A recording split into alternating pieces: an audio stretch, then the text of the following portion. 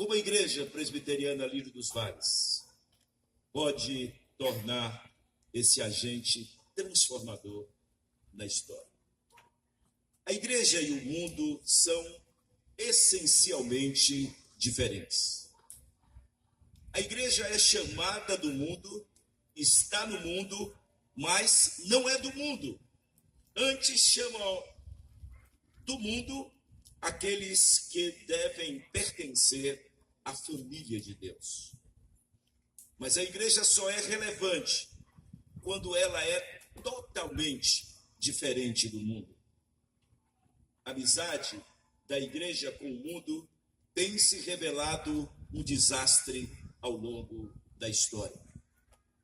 Tiago, no capítulo 4, no verso 4, afirma: infiéis, não compreendeis que a amizade do mundo é inimiga de Deus? Aquele, pois, que quiser ser amigo do mundo, constitui-se inimigo de Deus. João Esquerdo, na sua primeira epístola, no capítulo 2, do verso 15 a 17, diz: não ameis o mundo, nem as coisas que há no mundo. Se alguém amar o mundo, o amor do Pai não está nele. Porque tudo que há no mundo, a concupiscência da carne, a concupiscência dos olhos e a soberba da vida, não procede do Pai, mas do mundo. Ora, o mundo passa, bem como a sua concupiscência.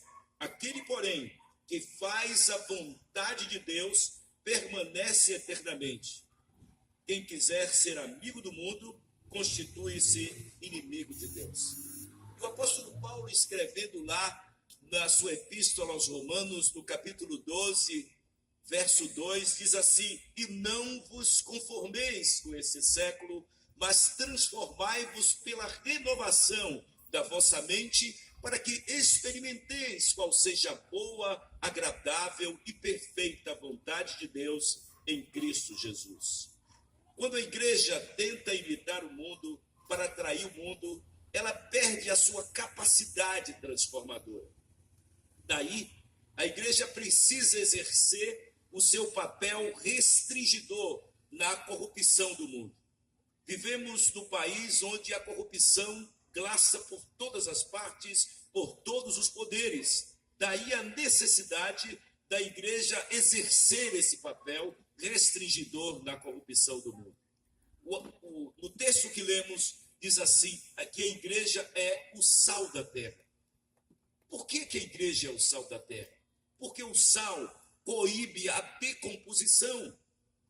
Por outro lado, o sal preserva da corrupção.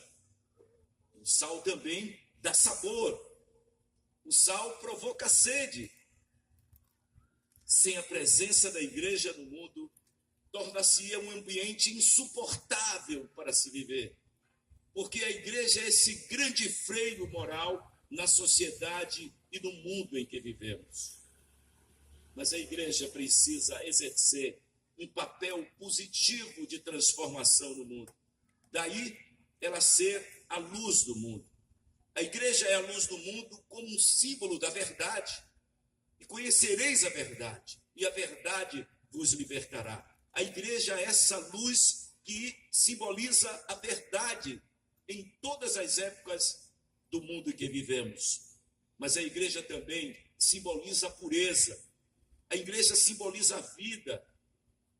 A luz indica essa igreja indicando a direção, indicando a estrada pela qual a igreja deve seguir. Mas essa luz também gera vida. A fotossíntese só acontece por conta da luz. E eu quero pensar, primeiramente, que quando a igreja deixa de ser esse agente de transformador da história, quando é que a igreja deixa de ser esse agente transformador? Quando a igreja confunde o evangelho com um mero comportamentalismo legalista. Cristianismo, irmãos, não é mudança de estereótipos, não é um verniz, não é fachada, não é produzir crentes em série com clichês de massa. Não é usar o mesmo estilo de roupa ou o mesmo estilo de cabelo. Quando a igreja deixa de existir, é quando a igreja confunde o evangelho com o platonismo cristão. Platão divorciou o espiritual do material. O mundo real era o mundo das ideias. O corpo era apenas a prisão da alma. Isto levou ao asceticismo, à licenciosidade, e essa visão gerou mais adiante o gnosticismo lá do primeiro século, que desvalorizava o corpo. Torna-se uma espiritualidade de fuga, o escapismo, e essa visão também produziu lá no século XVII o pietismo esse que saiu de um extremo, onde a ortodoxia sem piedade, para o outro extremo, a piedade sem ortodoxia. Mas Deus está interessado, ele dizia que Deus estava interessado mais na alma do que no corpo. Essa visão, mais adiante, gera o movimento Quaker, onde o que importava não era a verdade, mas a luz interior. A verdade subjetiva era mais importante do que a verdade objetiva. A experiência era mais importante do que a palavra. Mas também, quando a igreja confunde o evangelho com um cristianismo de guetos. Muitas pessoas, ao se tornarem crentes, se isolam de outras pessoas, se tancam em estufas, numa redoma de vidro, numa bolha espiritual e se tornam sal no saleiro e depois sal insípido. Elas não se apresentam, não se inserem, não influenciam, não salgam, não resplandecem, tornam-se antissociais e conformistas. O grande exemplo disso é que os cristãos na Idade Média se isolaram em mosteiros. Mas também nós podemos observar que quando a igreja confunde o evangelho com misticismo religioso, nós somos uma cultura e vivemos uma cultura mística. Aí, se nós caminhássemos um pouco e iríamos ver lá a pagelança indígena, depois a idolatria do catolicismo romano, depois o misticismo, o espiritismo kardecista europeu, ou, em dias passados, mas muito atuais, a magia dos cultos afro-brasileiros procedentes da África. O catolicismo durou séculos e induziu o povo a crer no misticismo, com as suas relíquias, santos, rezas, penitências. E hoje, algumas igrejas pentecostais, campeãs do misticismo, trocam apenas o rótulo, mas o povo é mantido no mesmo misticismo tosco. Por outro lado, essa igreja deixa de ser esse agente de transformação quando confunde o evangelho com doutrina sem vida. Há muitas pessoas que, mesmo em nossos dias e vivendo em nossas igrejas, são ortodoxas de cabeça e hereges na sua conduta. São ortodoxos na teoria e liberais na prática. Defendem doutrinas certas e vivem vida errada. São zelosos das tradições da igreja, mas vivem na prática do pecado. Pregam o que não vivem, exigem dos outros o que não praticam, como um mosquito, mas engolem um camelo. Mas também, quando a igreja confunde o evangelho com o liberalismo teológico, liberalismo esse que entrou na igreja com o reacionalismo, com o iluminismo. O liberalismo matou e tem matado igrejas na Europa, na América. Agora, muitas denominações históricas do Brasil já estão se capitulando ao liberalismo. O ensino liberal já tomou conta dos principais seminários das grandes denominações brasileiras. Uma igreja liberal nunca experimentou um avivamento. Uma igreja liberal nunca cresceu. Uma igreja liberal nunca impactou a sociedade. O ecumenismo está hoje apadrinhando muitas igrejas históricas em nosso país. Mas o segundo ponto que gostaria de destacar como a igreja presbiteriana, Lírio dos Vales, aqui representada, pode tornar-se um agente de transformação na história. Primeiro, quando a igreja viver como luzeiro no mundo. A vida da igreja é a sua primeira mensagem. E a sua mensagem aos olhos. A igreja só tem uma mensagem se ela tem vida. Sem testemunho não há proclamação, porque a vida precede ao trabalho. O exemplo é mais importante do que qualquer atividade. Segundo, quando a igreja anunciar o evangelho com um senso de urgência. A igreja precisa anunciar o evangelho com um senso de urgência. Paulo, escrevendo na sua segunda carta ao Timóteo, no capítulo 3, nos versículos 14 a 16, ele diz: tu, porém, permanece naquilo que aprendeste, Timóteo, e de que fostes inteirado, sabendo de quem o aprendeste, e que desde a infância sabe as sagradas letras que podem tornar-te sábio para a salvação pela fé em Cristo Jesus. Porque toda a Escritura, Timóteo, é inspirada por Deus e útil para o ensino, para a repreensão, para a correção, para a educação na justiça. Mas a igreja precisa ter um alto conceito do evangelho. Paulo, escrevendo aos Romanos, no capítulo 1, no verso 16, diz que eu não me envergonho do evangelho, porque o evangelho é o poder de Deus para a salvação de todo aquele que crê. Mas a igreja precisa saber que não há outro evangelho. Não há outro evangelho. Paulo, escrevendo aos Gálatas, no capítulo 1, no verso 8, mas, ainda que nós, o mesmo anjo vindo do céu, pregue outro evangelho que vá além do que temos pregado, seja anátema.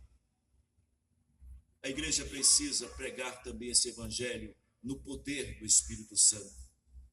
Paulo, escrevendo lá em 1 Coríntios, no capítulo 2, no verso 4, diz que a minha palavra e a minha pregação não consiste em linguagem persuasiva de sabedoria, mas em demonstração do Espírito e de poder.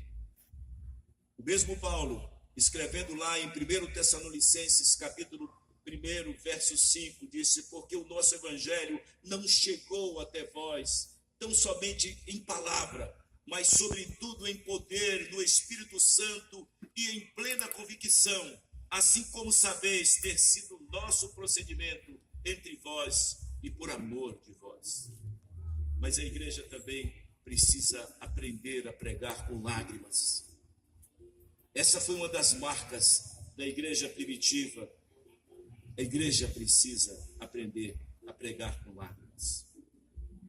Mas também, quando usamos métodos legítimos para alcançar o maior número.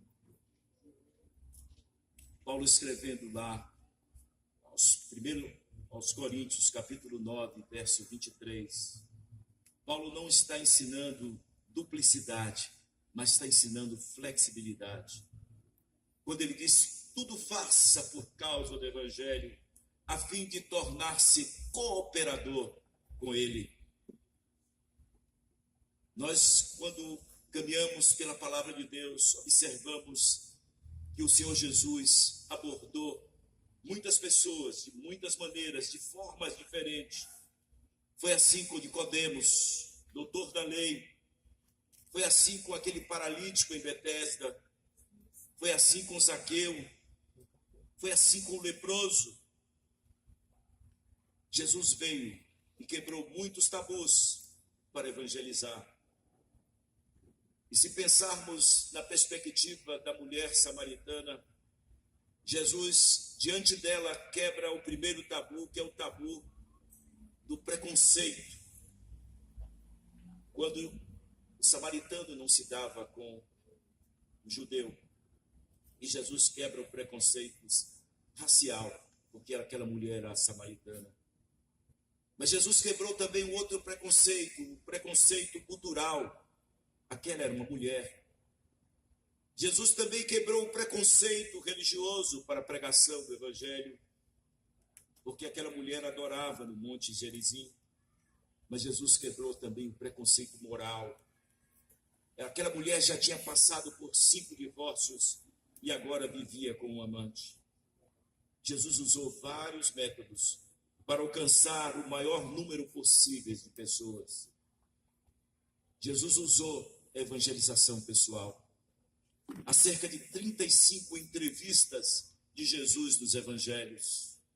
Mas Jesus também usou o evangelho de massa. Várias vezes Jesus pregou para multidões.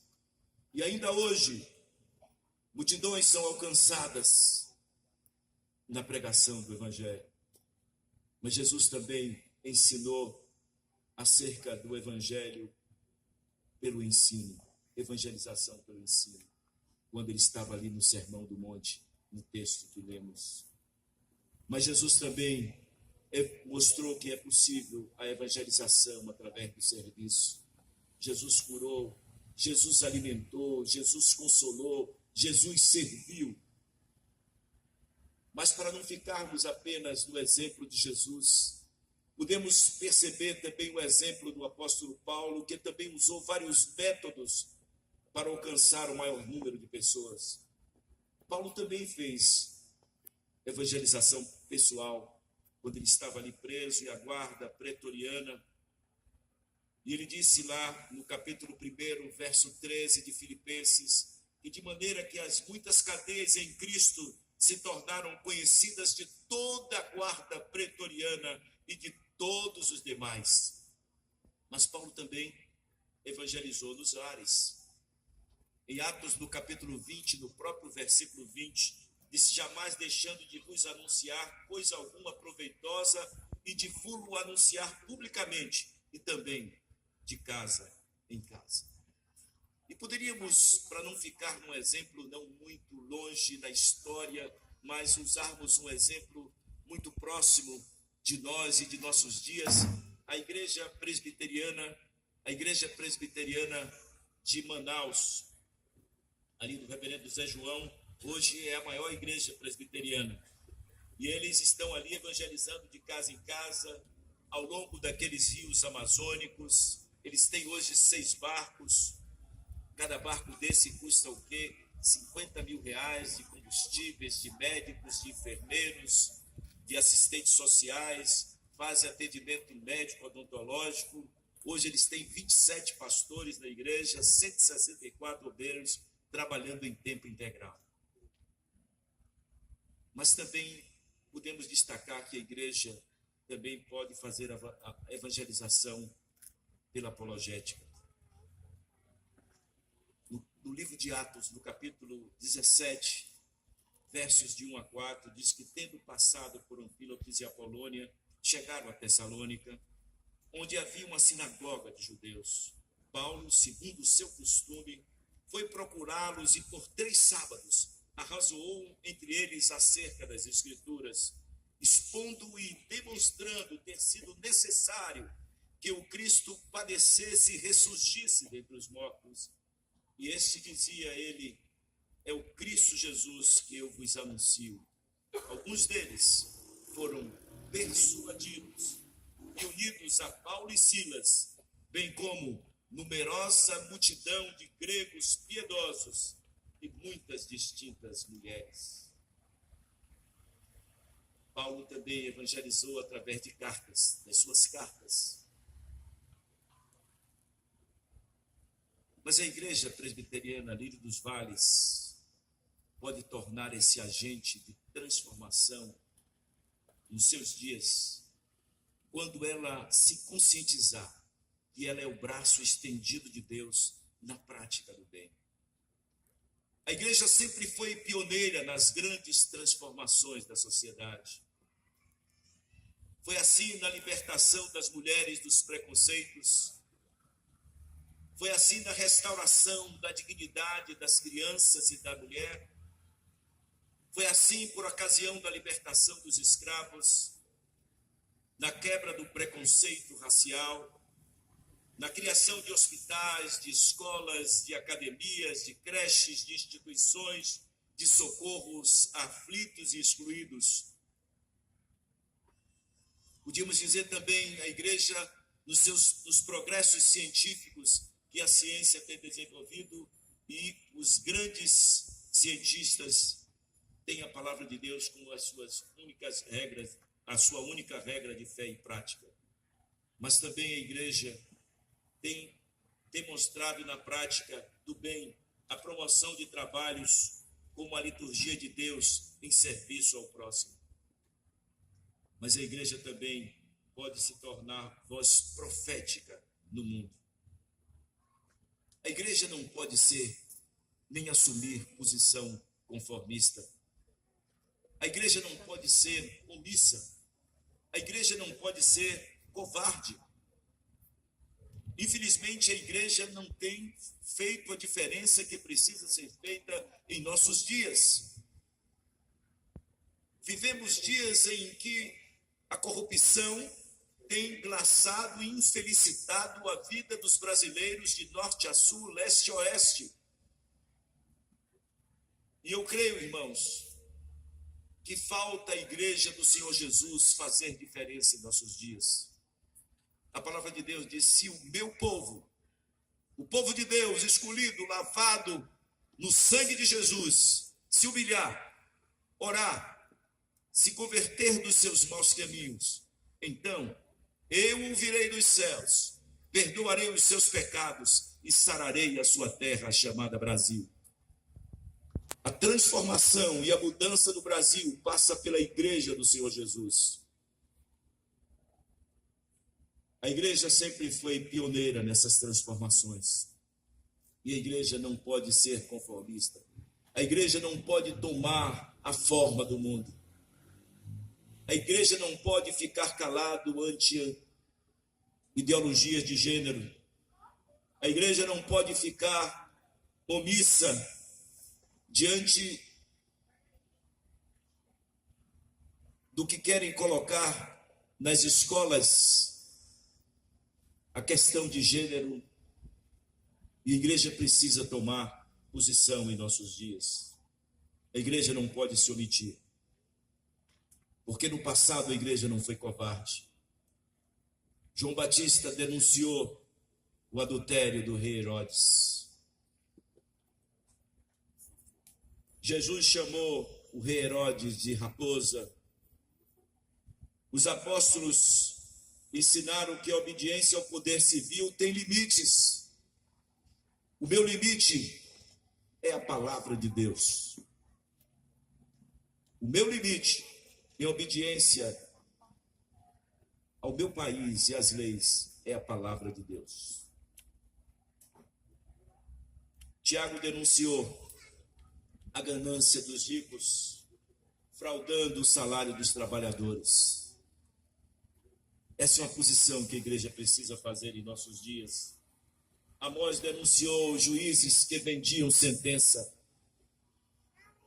Todos os poderes têm se demonstrado corrompidos.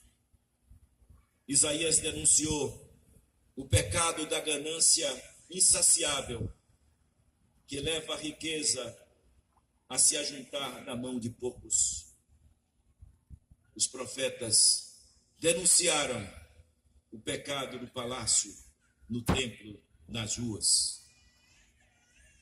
Há poucos dias atrás, 31 de outubro, comemoramos os 500 anos da Reforma. E os reformadores denunciaram como poucos o pecado em seus dias. E ainda hoje precisamos ter uma nova reforma. Os avivalistas também fizeram. A igreja da Coreia do Sul, no seu grande avivamento, e esse avivamento só se deu porque ela resolveu sair na frente para defender o povo coreano das atrocidades perpetradas pelos japoneses. A igreja precisa se posicionar sobre os demandos dos desmandos contra a lei moral de Deus. Nós não podemos ficar calados contra o aborto. Precisamos levantar a nossa voz contra o homossexualismo perpetrado e direcionado pela Rede Globo de televisão. A igreja não pode ficar calada ante a corrupção. A igreja também não pode ficar calada ante a idolatria. Mas quando a igreja se coloca na brecha, clamando a Deus por um tempo de restauração, o avivamento vem. Foi assim na Inglaterra no século XVIII, onde Wesley, Whitefield e aquele avivamento que salvou a Inglaterra do banho de sangue por ocasião da Revolução Francesa.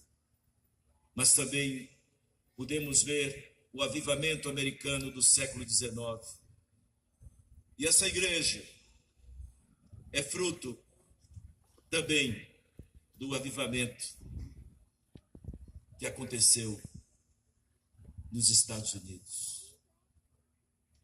Foi assim, a partir daquele avivamento, que Ashbel Green Simon, aquele jovem promissor, saía dos Estados Unidos e vinha para o Brasil. E em 3 anos e pouco de ministério, estava fundada a Igreja Presbiteriana do Brasil, da qual nós hoje fazemos parte. Mas também o avivamento galês no século XX.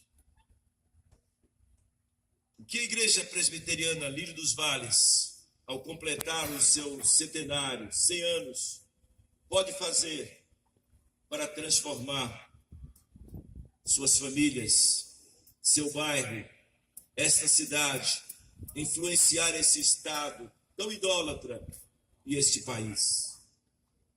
Que instrumento nós temos nas mãos para fazer isso em nossos dias? O que não estamos fazendo? Ou o que precisamos fazer? Ou o que precisamos deixar de fazer? Sonho que a nossa igreja, que eu faço parte, possa influenciar toda essa região que ela está inserida. Possa influenciar essa cidade, multiplicando a mensagem da salvação, dizendo que só há um caminho, só há uma verdade e só existe vida no Senhor Jesus. Isso pode ser feito pelas redes sociais, transmitindo o culto pela internet, ocupando os horários nas rádios da cidade, na televisão, através da literatura, distribuição de folhetos. Sonho com os lares sendo transformados em agências de evangelização. Sonhos com os nossos jovens sendo influenciadores nas faculdades, na UNEB, outra faculdade que tem aqui em Bonfim, nas escolas em Juazeiro, fazendo diferença. Jovens que fazem diferença no namoro. Jovens que fazem diferença não se conformando nem tomando a forma do mundo, não sendo influenciado, mas sendo influenciadores. Sonho com empresários abrindo seus escritórios, suas fábricas, suas empresas para serem polos de evangelização. Eu vinha pela estrada e falava com um presbítero que me acompanhava e, de repente, paramos no fundo de um caminhão e lembrava de uma conversa que tive com o reverendo Hernandes, que o dono dessa empresa Fortileve reuniu todos os seus funcionários para que o reverendo Hernandes pregasse o evangelho para ele. Esse é um sonho que pode acontecer e se multiplicar nesse país. Sonho com a influência dos exemplos dos membros em suas frentes de trabalho. O professor sendo professor exemplar, padrão dos fiéis, ensinando os seus alunos com responsabilidade, com amor. O médico atendendo com dignidade. O advogado defendendo a causa. não pelo dinheiro, mas para que a justiça prevaleça. Esse sonho só se tornará realidade se cada um de nós, escolhidos por Deus para fazer parte na história desse centenário, começar a ser praticante da palavra e não apenas um ouvinte. Que Deus nos abençoe e que nos conceda graça e sabedoria para exercermos o nosso ministério, para sermos sal, para sermos luz, para não nos conformarmos, mas acima de tudo, para proclamar a Senhor do Bonfim e adjacências, a Bahia e o Brasil, que só Jesus Cristo é o Senhor, que só Jesus Cristo salva. Que aquele legado que hoje completamos 100 anos ao longo dessa história não tenha sido um legado em vão, mas que ele represente a transformação dessa cidade. Deus não nos colocou aqui por acaso. Você mora em Senhor do Bonfim não por acaso. Deus lhe colocou aqui em Senhor do Bonfim para mostrar as verdades da palavra de Deus, para viver esse evangelho santo, para mostrar a essas pessoas que existe um caminho, para mostrar a essas pessoas que salvação está somente em Jesus, porque Ele é o caminho, Ele é a verdade, Ele é a vida, e ninguém vem ao Pai senão por Ele. Que Deus nos abençoe, que Deus nos conceda a graça de conhecer e de viver esse evangelho. Amém.